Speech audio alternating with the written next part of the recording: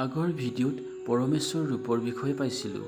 এতিয়া এজন ব্যক্তি কেনেকৈ দিব্য পুৰুষ প্ৰাপ্ত হয় তাৰ বিষয়ে এই শ্লোকত কৈছে। এতিয়া শুনো আহক।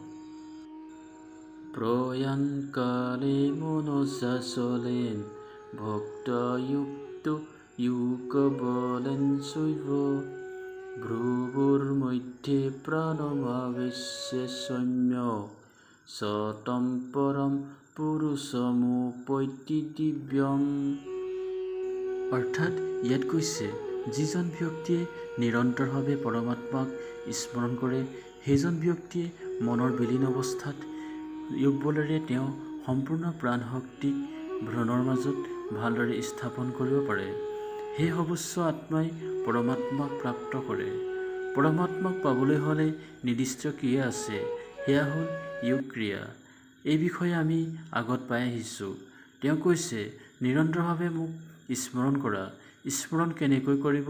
যোগৰ দ্বাৰা। যেতিয়া মন স্থিৰ কৰি যোগ ধাৰণাত স্থিৰ হৈ কৰিব, তেতিয়াই দিব্য পুৰুষ প্ৰাপ্ত হ'ব।